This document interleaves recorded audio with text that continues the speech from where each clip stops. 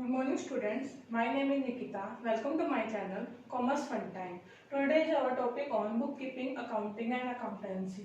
ठीक है, हम आज के टॉपिक में ये डिफरेंस जानेंगे कि बुककीपिंग क्या होती है, अकाउंटिंग क्या होती है और अकाउंटेंसी क्या होती है और इसका difference exam point of view से इम्पोर्टेंट होता है, इसलिए इसको ध्यान से देख लेना। इसका मतलब आपको सबको अगर क्लियर होगा तो आप इजिली इसमें क्या कर सकते हो, डिफरेंस कर सकते हो। ठीक है, तो हम स्टार्ट करते हैं। देखो, बुक कीपिंग, अकाउंटिंग और अकाउंटेंसी। सबसे पहले हमारी बात चलती है बुक कीपिंग की। अब बुक कीपिंग होती क्या है? बुक कीप मतलब बुक करके कीप करना, मतलब बुक को कीप करना, मतलब बुक को बनाए रखना, मेंटेन रखना। कीपिंग का मतलब क्या होता है? मेंटेन रखना। किसको? बुक को मेंटेन रखना। अब अगर हम अकाउंटेंसी की बात कर रहे हैं तो इसका मतलब क्या है? जो लेन देन की ट्रांजेक्शन होती है उसको अगर हम मेंटेन करके रखें एक बुक के अंदर तो उसको क्या कहते हैं? हम बुक कीपिंग कहते हैं। ठीक है, इसके नाम से ही पता चलता है कि बुक कीपिंग क्या होती है। अब हम इसका एक बार देख लेते हैं इसकी theory. Book keeping is an art. ये एक तरह की आर्ट है, एक तरह की कला है बुक कीपिंग। किस चीज की? रिकॉर्डिंग करना। किसका?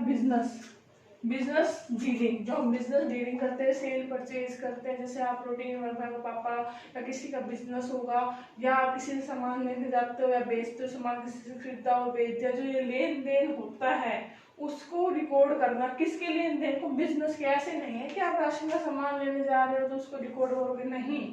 जो आपके बिजनेस से रिलेटेड है, जो आपकी इनकम है, जो आपका घर चलाती है वो इनकम, उससे रिलेटेड जो भी लेन देन होगी, dealing in A set of book में एंटर करना, उसको बुक में लिखना। जैसे सपोज करो मेरा राशन की शॉप है, अगर मैं आप मान लो राशन की शॉप चला रही हूँ तो मेरे को आपको दाल बेचनी है, तो सबसे पहले मेरे को दाल खरीद के स्टॉक में रखनी पड़ेगी, तभी तो मैं अपने कस्टमर को बेचूंगी।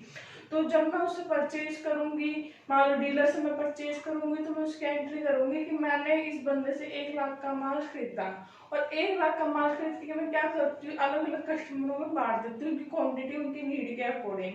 जैसे मैंने तो 100 किलो का कट्टा उठा लिया, अब मैं आपको बेच रही हूँ 1 किलो का, दूसरा है उसको 2 किलो 3 किलो, ऐसे करके मैं सबकी रिकॉर्डिंग करूंगी, एंट्री करूंगी, जिससे मेरे पास हिसाब हो जाएगा कि 100 किलो जो मैंने दाल ली, कितने कितने लोगों कितनी कितनी क्वांटिटी में बेचे। लास्ट में 100 किलो ही होगा, तभी मेरा क्या होगा? सेटअप होगा। इससे क्या होगा? क्रॉस चेकिंग भी हो जाएगी कि 100 किलो मैंने खरीदा था और 100 किलो मैंने बेच दिया। मान लो मैंने 100 किलो जो था मैं 10,000 का खरीदा था, सपोज कर रहे हैं 10,000 का खरीदा था, तो मैं उनको जो बेचूंगी तो मैं अपर रेट में ही बेचूंगी।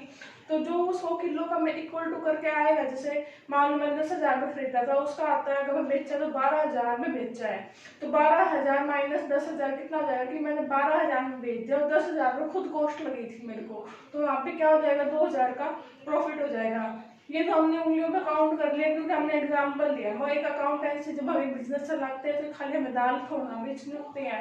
आपको पता है राशन की शॉप में कितना सारा सामान होता है, सबकी हमें अकाउंटिंग करनी पड़ती है, ताकि तभी हमें लास्ट में पता चलता है कि हमारा प्रॉफिट कैसा है। क्योंकि अभी मैंने बताया जैसे 100 किलो दाल थी, हमने कम से कम 50 लोगों को तो बेची होगी, 50 लोगों का अलग अलग रेट निकालना और उनको याद करना बहुत डिफिकल्ट है, तो उसके लिए हमें क्या करना पड़ता है? रिकॉर्डिंग करनी पड़ती है। तो हमने एक एग्जाम्पल लिया, इसलिए हमें इजिली समझ में आ गया। ठीक है, तो ऐसे ही रिकॉर्ड करना, चाहे वो किराने की शॉप हो, चाहे वो कपड़े की शॉप हो, किसी तरह की भी शॉप होती है, सबसे पहले हमें माल खरीदना पड़ता है बेचने के लिए। आप खुद से घर पे प्रोड्यूस थोड़ा करते हो, घर पे भी प्रोड्यूस करते हो, तो उसके लिए भी कुछ ना कुछ चाहिए होता है, जैसे रॉ मटेरियल चाहिए होता है। मान लो आपका केक की फैक्ट्री है, मतलब केक नहीं बनाते हम बेकरी बनाते हैं, तो उसके लिए भी हमें रॉ मटेरियल चाहिए होता है। जैसे रॉ मटेरियल क्या होता है? कच्चा माल, जैसे आटा हो गया, आटा चीनी सब होके तभी तो जाके केक बनता है। तो सब चीजों के लिए कुछ ना कुछ हमें सामान की नीड होती है, तभी हम कुछ खरीदते हैं, तभी तो कुछ बेचेंगे। तो उसका क्या होता है? उस चीज की रिकॉर्डिंग करना कि हमने कितने का माल खरीदा, कितने का बेचा, उसको क्या कहते हैं? हम बुक कीपिंग। इसमें कौन कौन से फंक्शन आते हैं? पहले तो हम आइडेंटिफाई करते हैं। क्या करते हैं? आइडेंटिफाई करते हैं कि ट्रांजेक्शन हमें अकाउंट में करनी है नहीं करनी। अकाउंट में कौन सी एंट्रियां होती है? अकाउंट में खाली कैश से रिलेटेड एंट्रियां होती है, जो कैश में जो ट्रांजेक्शन हो। अगर वो कैश में, जैसे मैंने आपसे माल खरीदा पैसों में, वो बेच दिया पैसों में, तो उन्हीं एंट्री वो करेंगे। ऐसे नहीं किया करेंगे कि यार मैंने उससे लड़ाई होगी या मैंने आज इतना ऑर्डर दे दिया उसको, नहीं। जैसे ही हमारे अकाउंट से पैसा जाएगा या आएगा तभी हम क्या करेंगे? रिकॉर्डिंग करेंगे। तो उसके लिए पहले क्या करेंगे? आइडेंटिफाई करेंगे, देखेंगे कि वो जो है रिकॉर्डिंग जो हमने ट्रांजेक्शन की है वो कैश में है या नहीं करेंगे। और जब वो कैश में होगी तो मेजर करेंगे कि कितने कैश में कितना हमने कैश दिया है, हमें खाली अमाउंट से मतलब होगा। जब हमारा कैश में मनी मेजरमेंट हो जाएगा कि मनी की टर्म में हमें कितना मनी मिला और दिया, उसके बाद हम उस एंट्री की क्या कर देंगे, रिकॉर्डिंग करेंगे कि हम लिखेंगे इसको कॉपी में। कॉपी में भी लिखना हमें ये होता है कि बेफालतू की चीजें हम कॉपी में नहीं लिखते। ये तो कच्चा काम चलता है। बुक कीपिंग क्या होता है, एक तरह का कच्चा काम। आपने घर पे देखा होगा या कहीं भी देखा होगा, कोई सेल करता है तो कॉपी में लिखता है आज मैंने इतना माल बेचा, 1000 रुपये का माल बिक गया। वो क्या है, वो कच्ची बुक है। पक्की बुक अकाउंटिंग और अकाउंटेंसी है। कच्ची बुक क्या है, बुक कीपिंग है कि हमने खाली कॉपी में उतार दिया उसको, ठीक है, लिख दिया। तो हम खाली उसी एंट्री को तो लिखेंगे ना जो पैसों में होगी, ठीक है। और फिर क्लासीफाई करना। क्लासीफाई मतलब क्या होता है, अलग अलग लेजर में बांटना। जैसे मान लो कि मेरे पास राम श्याम अलग अलग ग्राहक आए तो राम का खाता मैंने अलग नहीं बनाते कि राम ने इतना माल दिया। जैसे मान लो किराने की शॉप में मेरे पास कोई आया, भाई राम की ना भाई सामान दे दे, मैं तेरे को पैसे बाद में दे दूंगा। तो क्या करते हैं, आपने देखा होगा कि पैसे बाद में दे दूंगा। तो जो मोस्टली दुकानदार होते हैं वो एक कॉपी बनाए रखते हैं जिसमें लिखते हैं कि राम का एक खाता बना देते हैं एक पेज पे। जो रेगुलर कस्टमर है उसकी रिकॉर्डिंग करते रहते हैं कि आज से मेरे से इतना माल लेके गया, इतने इसको पैसे देने, इससे मेरे को इतने लेने हैं। तो हम क्लासीफाई करते हैं, अलग अलग लेजर में अलग अलग नाम लिखते हैं। और कैश वाली कॉलम बनाते हैं कि इसमें लिखते हैं कि हमारा टोटल कैश कितने बजे से कितना आया और कितना गया, ठीक है।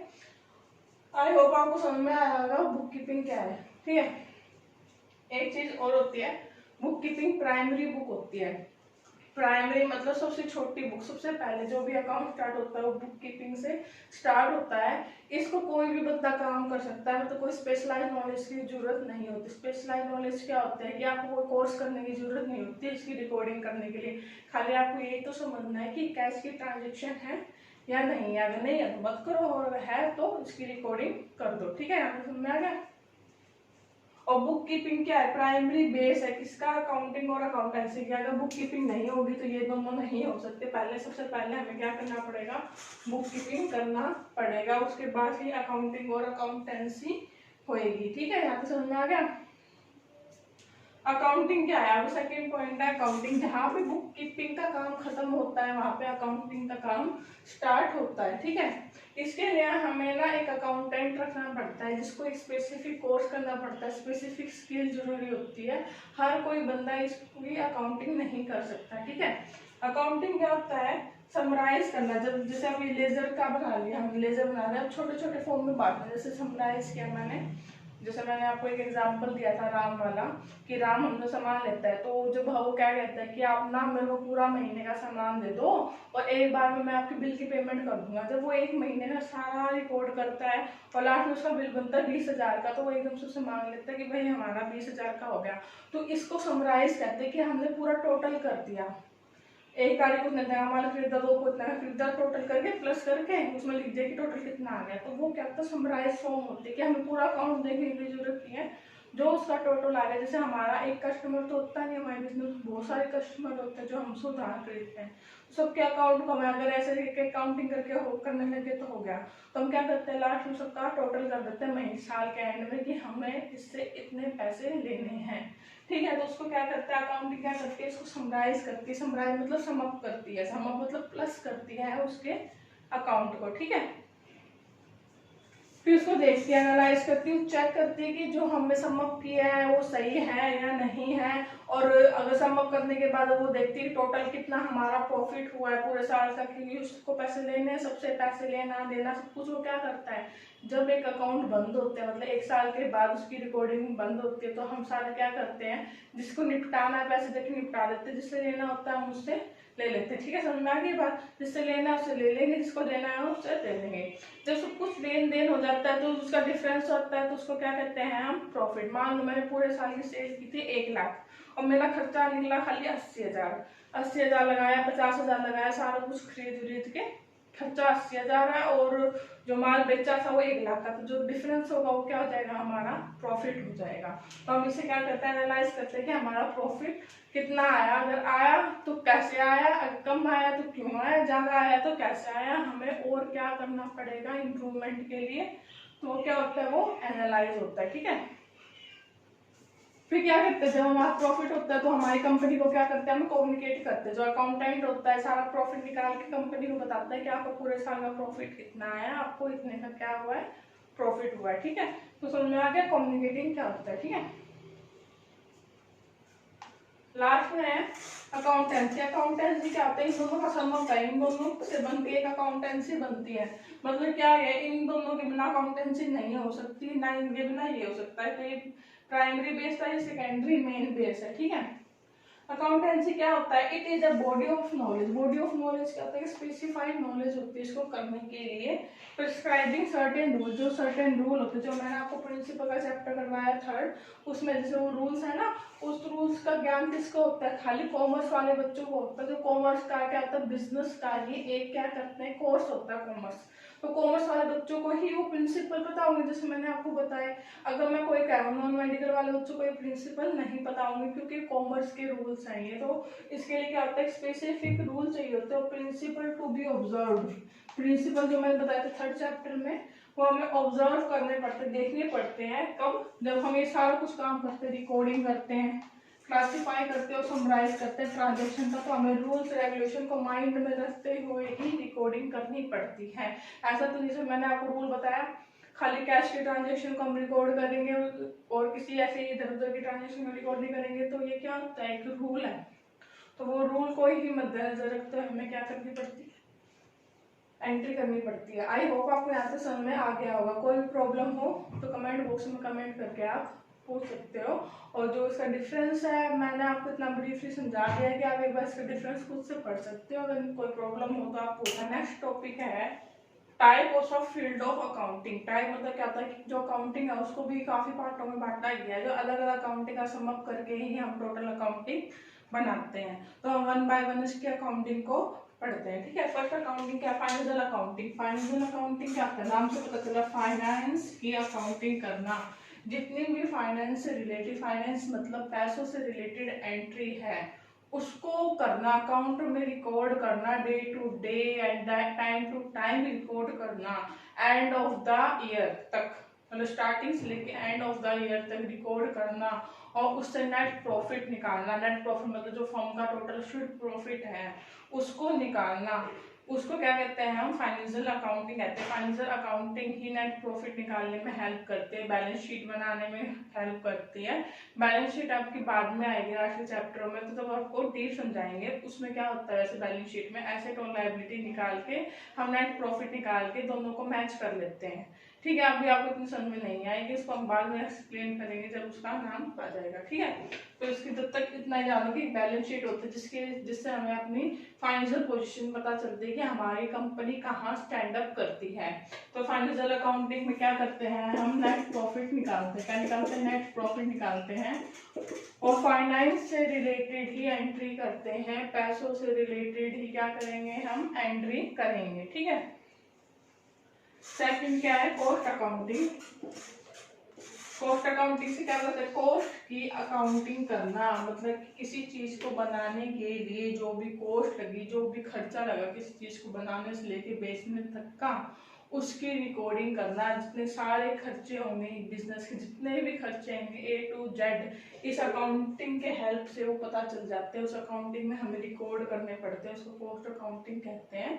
जिसमें हम सारी कॉस्ट असर्टेन करते, देखते हैं कि एक चीज को बनाने से लेके बेचने तक कितना खर्चा लगता है, उसको क्या कहते हैं, हम कॉस्ट अकाउंटिंग कहते हैं। ठीक है, अगला क्या है, मैनेजमेंट अकाउंटिंग। नाम तो पता चला, मैनेजमेंट की क्या करना, अकाउंटिंग करना, कि जो हमारी मैनेजमेंट है उसको चेक करना, उसकी अकाउंटिंग करना है कि वो ठीक से चल रही है या नहीं चल रही। एक बिजनेस के लिए मैनेजमेंट बहुत ज़्यादा जरूरी होता है। बिजनेस भी आप छोड़ो, घर के डेली रूटीन में भी आप मैनेजमेंट देखते हैं। मैनेजमेंट का मतलब क्या होता है, किसी चीज़ को मैनेज करना, अच्छे से उसको मैनेज करना, ताकि हमारा टाइम भी सेव हो, इफिशिएंटली तरह से उसका यूज हो।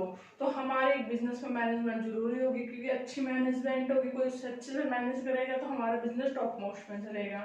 और कोई अच्छे से उसको मैनेज नहीं कर रहा तो हमारा लोअर में चला जाएगा।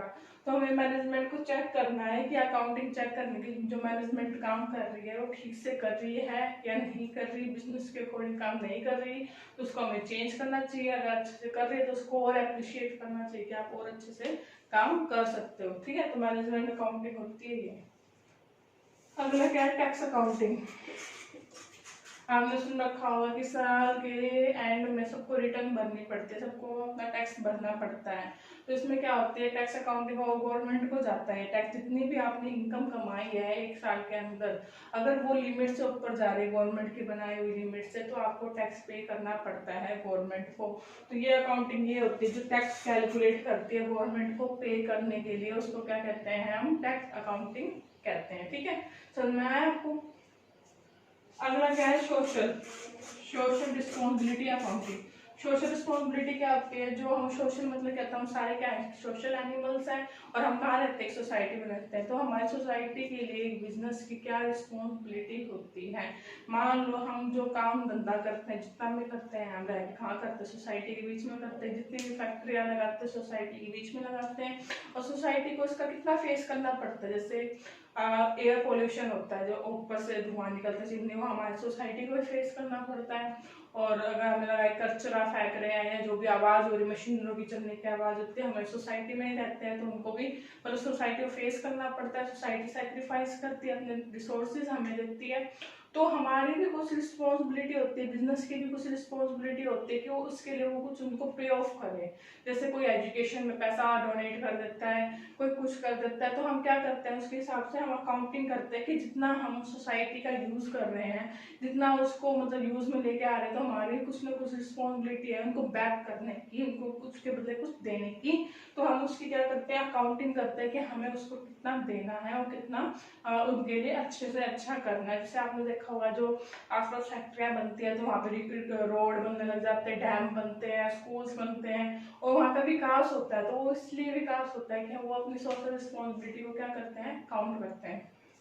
एक बड़ा एग्जांपल लेती हूँ उसका, जैसे हिसार है, हिसार में जिंदल है, आपने जिंदल सुना होगा, सुना होगा, उसकी फैक्ट्री भी है, हॉस्पिटल भी है, स्कूल्स भी है, और उनके जो वहाँ पे वर्कर काम करते हैं उनके बच्चों को फ्री शिक्षा प्रोवाइड की जाती है और मतलब कि मेडिकल फैसिलिटी प्रोवाइड कराई जाती है। तो क्या वो अपनी सोशल रिस्पॉन्सिबिलिटी पूरी कर रहा है, सबको मैनेज करके फ्री प्रोवाइड करवा के, तो वो होती है हमारी सोशल रिस्पॉन्सिबिलिटी। आई होप आपको यहाँ तक समझ में आया होगा। कोई कुछ चीज़ समझ में ना आए तो कमेंट बॉक्स में कमेंट करके आप पूछ सकते हो। आज का हमारा टॉपिक यहीं तक था, एक लास्ट वीडियो और बनेगी इसकी जिसमें मैं लास्ट टॉपिक उसको अच्छे से एक्सप्लेन करूँगी। अभी के लिए अगर आपको मेरी वीडियो पसंद आए तो please like and subscribe my channel. Thank you.